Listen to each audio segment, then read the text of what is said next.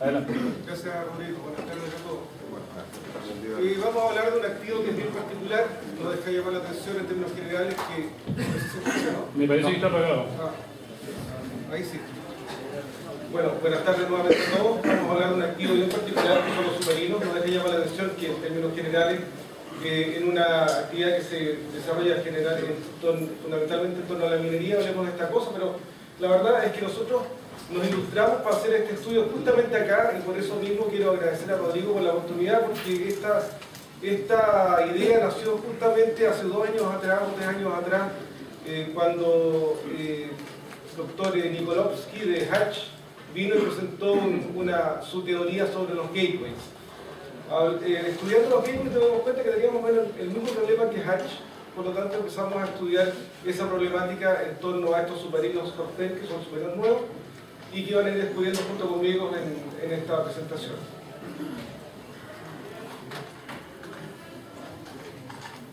Esta presentación vamos a dar una leve introducción, de modo que vayamos descubriendo el submarino, vamos a describir el problema que nos motivó a estudiarlo, la situación de los gateways, justamente a partir de la idea del doctor Nikolovsky y el impacto de la confiabilidad y la disponibilidad operacional de estos submarinos. ¿Cómo vamos a priorizar o cómo empezamos a priorizar estas mejoras? ¿Cómo mejoramos el esfuerzo logístico a partir de este estudio y algunas conclusiones que vamos a mostrar los resultados? Y fundamentalmente, me digo ayer, qué significó implementar estas nuevas formas de administrar la logística en torno a estos buques. Estos submarinos nacen de un contrato firmado en el año 1997 entre Armain, un consorcio constructor franco-español. Es la primera vez que se construye un submarino de esta naturaleza en el mundo, donde una parte se construyó en España, otra parte se construyó en Francia, viajaron las mitades por buque de un país al otro, y fueron puestos en servicio por los 2 astilleros, el primero en Francia, el segundo en España, en los años 2005 y 2006, cuando se recibieron por parte de la Armada. Estos submarinos tienen unas bastantes particularidades respecto a lo que nosotros conocíamos hasta antes de incorporarlos. Son submarinos muy modernos.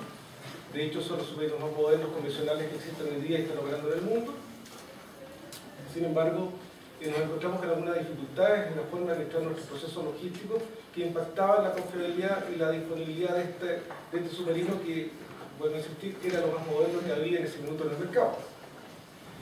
De hecho, en forma concreta teníamos una diferencia de un 82% de pérdida de disponibilidad que no lográbamos entender por qué se sucedía. Un submarino nuevo, evidentemente ustedes entenderán que con lo que significa esto, el tipo de inversión, dar explicaciones por tener menos disponibilidad de la esperada a nivel de contrato, evidentemente era difícil. Ustedes entenderán que como administrador de la garantía, obviamente más de alguna explicación tuve que dar. Motivaciones de sobra tenía como para empezar a estudiar al respecto.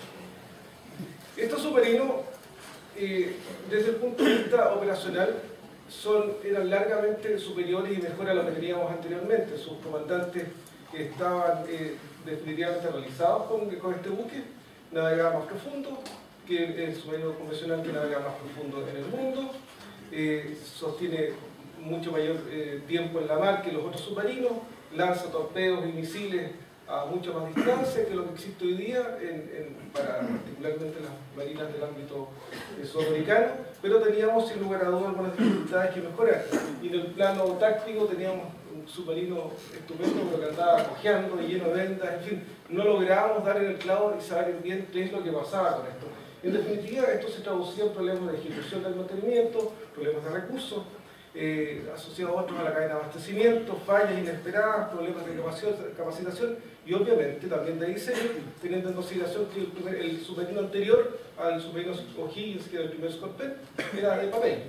Nosotros compramos un submarino prototipo que corrimos un riesgo, significa una serie de ventajas respecto a las ventajas contractuales que nosotros asumimos, que tuvimos por todo esto, asumimos riesgos sin lugar a dudas, pero había el costo del prototipo lo tuvimos que ir asumiendo. Estas fallas, sin lugar a dudas, eran inesperadas, no se esperaba tener fallas, pero lo importante es decir que estas no estaban asociadas al código genético del submarino, es decir, al estudio ARM que hacen los fabricantes, sino que eran otras fallas de otra naturaleza y que nosotros identificamos posteriormente con los gateways de los cuales hablaba Nikolowski. Es decir, nosotros hacíamos un análisis de RM, funcionaba perfecto, pero había otras cosas que nos estaban afectando. Y aquí vemos el tema de los gateways. La curva de Tignavallo que nosotros estudiamos normalmente con todo el mantenimiento no afectaba a esto. Ya, sin embargo, teníamos problemas con la operación, en la ejecución del mantenimiento, problemas de carácter logístico, es decir, cómo manejábamos la logística y al mismo tiempo los efectos propios del medio ambiente. El efecto, es decir, la bomba no fallaba por la bomba, no fallaba por los rodamientos, ni fallaba por un problema de aislamiento eléctrico, como alguien podría pensar, sino que fallaba por unas razones que no lográbamos descubrir y que vamos descubriendo a lo largo de la presentación. Obviamente el escenario financiero también era una situación bastante compleja y no era tan auspicioso como parece, porque nos teníamos que enfrentar con un problema que nace en los años 90 con el término de la Guerra Fría. ¿Ya? Cambiaron paradigmas de manera significativa y obviamente en el marco de la defensa sí tuvo repercusiones, como es obvio. ¿Ya? Todas las marinas bajaron de forma drástica su presupuesto. Aquí se ve cómo bajó, incluso en Estados Unidos, que es el país que más invierte en defensa en el mundo. Ustedes entenderán que la Marina de Chile también se ve afectada por esta situación. Para graficarlo de forma más local, nosotros vemos cómo en los últimos 10 años el PIB en Chile, gracias al ingreso del cobre en particular, ha ido aumentando de forma casi exponencial. Las exigencias a nivel nacional también han crecido, cada vez se exige más de las instituciones de la defensa, particularmente participación en el escenario mundial, encontrarse presente, verse, notarse. Obviamente un país que tiene estos ingresos requiere de fuerzas armadas preparadas y presentes y al mismo tiempo bien reconocidas. Sin embargo, se habla mucho sobre la ley del cobre, nos damos cuenta que nosotros en los últimos 10 años, a pesar de las exigencias que han sido notadas, son casi exponenciales, hemos tenido que lidiar con un presupuesto prácticamente de continuidad. En verde se ve cómo el porcentaje del Producto Interno Bruto se ha mantenido prácticamente constante, a pesar de que hay un aumento exponencial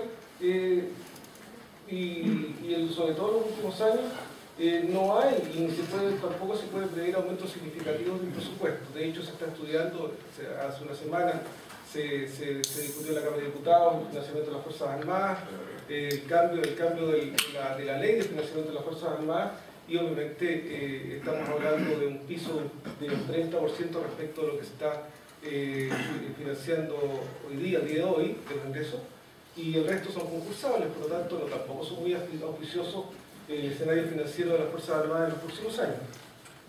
Obviamente teníamos que buscar cómo solucionar este problema que nosotros identificamos inicialmente como gateways. En definitiva, esta fue la pregunta que nos inspiraba, es decir, cómo podemos mejorar la disponibilidad y la disponibilidad de estos submarinos durante toda su fase de explotación, estamos hablando de 35 años, frente a las exigencias técnicas cada vez mayores y con un presupuesto cada vez más restrictivo y de hecho de continuidad.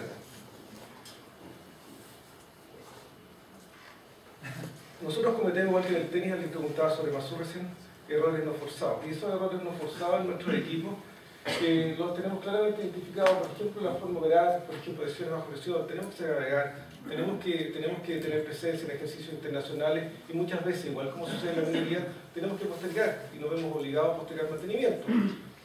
Simplemente porque existen otras prioridades y que son prioridades todas válidas, pero hay que meterlas en la balanza y hay que medirlas en su justo mérito. Un buque nuevo donde cometimos sin lugar a dudas errores en el mantenimiento por falta de conocimiento, calidad de la data muchas veces con la que estamos operando, que no es un error o una dificultad que solamente enfrente la Marina, sino que cualquier administrador de activos enfrenta el mismo problema. La mala calidad del aire, la profundidad a la que navega este submarino nutricional que navega a más profundidad, es decir, las presiones a las que está sometido el casco y los circuitos y los sistemas internos son tremendas. Por lo tanto, son cosas y variables con las que no estábamos acostumbrados a trabajar, y al mismo tiempo problemas de diseño. El submarino anterior era de papel, les recuerdo que el anterior estaba dibujado arriba de una mesa, de un plotter. Por lo tanto, teníamos que asumir las problemáticas del diseño, las malas especificaciones, eventualmente de mantenimiento, errores en la manufactura, errores en el acondicionamiento. Estábamos lidiando con nueva tecnología y particularmente con tecnología COTS, es decir, tenemos un submarino de extraordinarias capacidades pero que usa tecnología industrial. Antiguamente trabajábamos con tecnología militar, por lo tanto los ciclos de vida del material eran distintos. Tuvimos que empezar a vivir con esta realidad. Sin embargo, tenemos que abordar el problema de manera pragmática, lo más fácilmente comprensible por todo el mundo, porque obviamente no podemos teorizar mucho al respecto, tener que buscar soluciones que sean soluciones entendibles y más fácilmente implementables. Y para aumentar la confiabilidad y la disponibilidad, todos conocemos las fórmulas, y no quisimos andar mayormente en las fórmulas y dijimos que para aumentar la confiabilidad simplemente que disminuir el número de fallas. Es tan obvio como eso. Y al mismo tiempo, para mejorar la disponibilidad operacional, también tenemos una fórmula que describe esto, conocida por todos nosotros. Básicamente tenemos que reducir el tiempo inoperativo de los equipos. Así de simple, y con esta ecuación o con esta descripción, todo el mundo entendió qué es lo que había que hacer. Todo el mundo se alineó en torno a esta causa, que era mejorar la disponibilidad, tiempo en la mar de los submarinos. Tantos días por año en la mar navegando, que era lo que nosotros buscábamos. Recién vi una presentación que hablaba justamente de la criticidad y empezamos a medir el submarino y todas sus funciones en cuanto a su criticidad, definiendo criticidad como la medida en que un sistema contribuye al cumplimiento de la misión del buque. El buque tiene misiones súper claras: obtención de inteligencia, hundir buques, infiltración de fuerzas especiales en territorio enemigo, en fin. Todas estas tareas había que medirlas y había que de una forma ver cómo contribuían los distintos sistemas de a bordo en el cumplimiento de estas tareas. Y le pusimos números, que no se le había puesto números anteriormente. Y al mismo tiempo empezamos a medir las fallas, medimos todas las fallas que sucedieron en 5 años, una por una. Y para buscar por qué había fallado y por qué se había demorado tanto la solución. Obviamente que votamos todo lo que no tenía mayor valor. Las fallas de corta duración no las consideramos. En términos generales, para que todo el mundo entienda por qué votamos esto, un submarino navega 3 meses y está un mes en mantenimiento. Todas las fallas que duraban menos de 3 meses no las consideramos porque suponíamos que estas fallas iban a ser solucionadas en el mes que el submarino iba a estar en mantenimiento en puerto. En fin.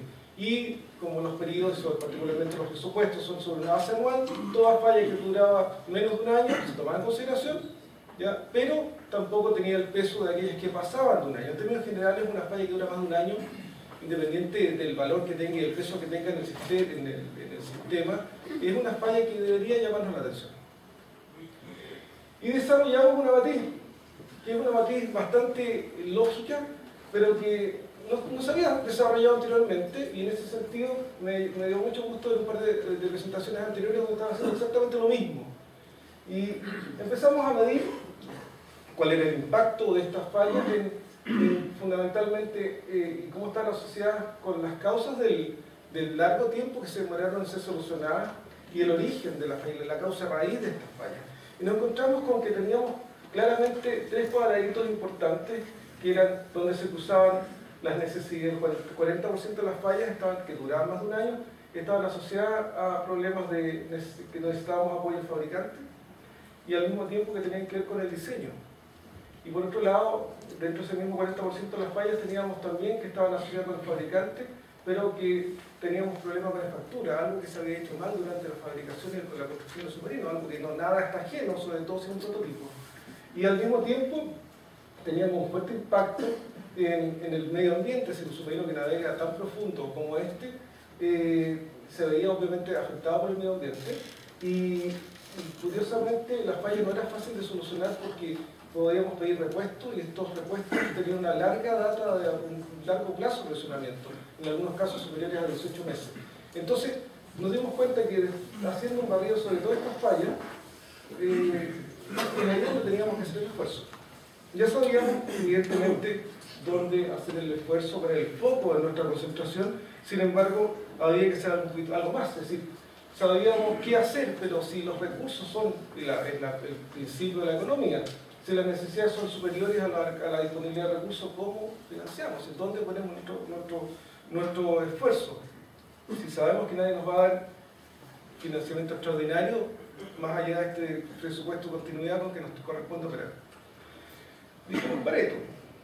Todo el mundo conoce Pareto, es lo más simple y sabemos dónde tenemos que hacer el esfuerzo, porque el 80% del esfuerzo se da en el 20% de los problemas. Y filtramos, medimos criticidad, vimos cómo afectaban las fallas, cuáles eran los sistemas más importantes, cómo contribuían al cumplimiento de las condiciones que les indiqué anteriormente, y dijimos aquí nos vamos a concentrar. El resto tiene menos prioridad. Por lo tanto, de sabiendo dónde teníamos que hacer el esfuerzo, dijimos, bueno, ¿cómo priorizamos? Porque ese es nuestro problema. Por lo tanto, si sabemos cuáles son los sistemas que afectan a la disponibilidad y hay alguna forma de priorizar, bueno, hicimos un ranking teniendo en consideración tres factores fundamentalmente. Primero, el impacto de la disponibilidad, es decir, cuáles eran los factores, cuáles eran los sistemas o las fallas que más afectaban a la disponibilidad. Es decir, ¿qué es lo que hacía que el submarino no pudiera salir a navegar? Y medimos, justamente tomando en consideración el cuadro que vimos anteriormente. La segunda es cuál era el esfuerzo financiero. Ya en forma simple trato de decir, si tenemos $1 millón para administrar, ¿cómo lo distribuimos para ser más eficientes o efectivos? En una solución, en dos soluciones, con 3 o 4, pero ¿en cuáles? ¿Cómo lo sabemos? Y por último, la confiabilidad de la solución. Aquí lo pongo, estamos seguros, pero la pregunta que todos se han hecho alguna vez, ¿no estaremos tonteando con lo que estamos haciendo? Es decir, ¿es seguro? Es decir, ¿está seguro lo que está diciendo? Bueno, puede haber salido más chileno, pero ¿estamos seguros de lo que estamos haciendo? Bueno, teniendo en consideración que primero que tenemos las instalaciones críticas con su respectivo impacto en la disponibilidad, la efectividad de la inversión de los recursos y al mismo tiempo la confiabilidad de las soluciones, establecimos un ranking. Y este ranking es bastante simple. Medimos las tres cosas y las multiplicamos. Una por la otra y llegamos al resultado. ¿Qué es lo que significa el resultado? No importa. Es un número que compara una instalación con sus fallas, con sus dificultades, con la otra instalación. Y nos dimos cuenta que en el caso del submarino, teníamos que nuestro esfuerzo tenía que estar fundamentalmente orientado al sistema de combate. ¿Ya? Lo que manejaba los torpedos, lo que manejaba los misiles, en fin. Porque sin eso el submarino dejaba de ser submarino. Después los diésel, ¿ya? Sin la capacidad de cargar las baterías no podía sumergirse, en fin. Y nos dimos cuenta que la verdad que si comparamos esta forma, por obvio que sea, podría decir que esto es absolutamente obvio. Sí, obvio hasta que alguien se da cuenta que lo tiene que hacer. Pero mientras no tenga la necesidad de convivir con esta situación, no es tan obvio. Por lo tanto, comparando cada uno de estos sistemas entre sí bajo la misma lupa y midiéndolo de la misma manera, llegamos a soluciones y resultados bastante interesantes. Bueno, ya sabemos dónde hay que hacer el eje en nuestro esfuerzo logístico para poder traer soluciones a estos problemas. Por lo tanto, ¿cómo estamos mejorando? Es decir, ¿qué está haciendo? Es decir, porque al mismo tiempo ya descubrimos qué es lo que hay que decir, ¿cómo lo estamos haciendo? Bueno, ¿cómo solucionamos el 40% que requería asistencia al fabricante? Que es la pregunta lógica. Bueno, empezamos a hacer un contrato de asistencia tecnológica y nos concentramos justamente en los sistemas importantes, donde traer el industrial que sostenía o fabricante un sistema, por imaginarse algo del periscopio, significaba meses de coordinación, costos altísimos. Simplemente comparamos los costos con la disponibilidad y dijimos bien, transferencia de tecnología, ¿a quién? A ASMAR, en nuestro astillero. Desarrollo de herramientas informáticas va a soportar los procesos logísticos, fundamentalmente va a estar en contacto con los fabricantes y decir, oiga, ¿saben que tengo un puntito rojo en esta línea? ¿Ya? De manera que sea visible por todos los que estén involucrados en esta situación. Medidamos la disponibilidad a partir de los parámetros que hemos visto anteriormente. Y la verdad que esto nos ha dado un resultado enorme, muy bueno, porque nos ha permitido fundamentalmente ver en forma inmediata, obteniendo la información que está en línea y que se maneja en forma instantánea a partir de la data que ponen los operadores, cómo operar los sistemas. Y esto es factible. Por otro lado, ¿cómo reducir el 22% de las fallas que están afectadas por el problema de aprovechamiento de estos repuestos? Y aquí cambiamos la política. La Marina hasta hace un par de meses atrás trabajaba con una política de stock cero. ¿Por qué? Porque con un problema de tecnología teníamos mucho stock, mucho inventario. Entonces se manejaba stock cero para no tener capital inmovilizado, porque la Marina, igual que la industria, tiene problemas que tiene que dar valor a sus activos. El inventario dentro del balance es importante. Stock cero. Hasta que nos dimos cuenta que teníamos que trabajar con niveles de criticidad y nuestro inventario tenía que ser manejado de otra forma.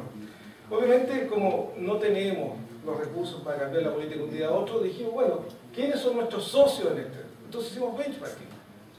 ¿Quiénes son nuestros socios? Nuestros socios hoy día son Brasil, India y Malasia, que son los que tienen el mismo tipo submarino. Entonces dijimos, bueno, ¿por qué no hacemos un club de utilizadores y hacemos stock de repuestos común, si ya sabemos cuáles son los sistemas críticos, penalicemos el stock, no penalicemos el submarino. Si tengo la necesidad, tengo un sistema que está de baja porque no tengo el repuesto, hagamos, sabiendo la tasa de falla en los sistemas, hagamos stock común, lo tenemos en cualquiera de las bases de nosotros, pero tenemos una base de datos clara y vamos a penalizar el stock. Por lo tanto, si yo necesito un repuesto, lo saco del stock y después lo repongo al stock. Entonces el que pierde la disponibilidad del stock y no el submarino.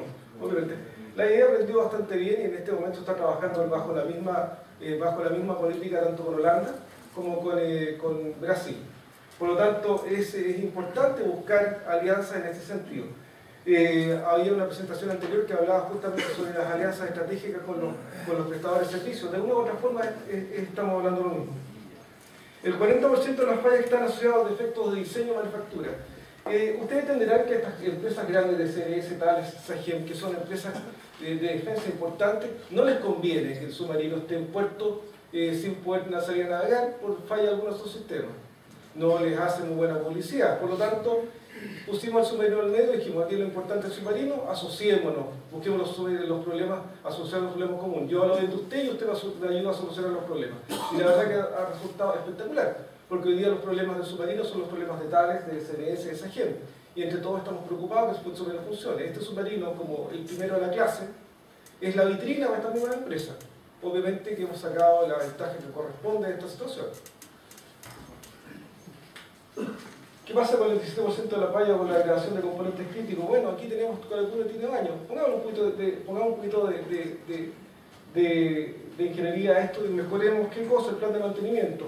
Establecemos contrato de mantenimiento de condición operacional. ¿Ya? Mejoren los contratos con ASMAR o con los prestadores de servicios justamente para poder mejorar la disponibilidad y al mismo tiempo revisemos el diseño y revisemos los programas de mantenimiento. A lo mejor estamos equivocados en ese sentido. Y hemos llegado a resultados bien interesantes.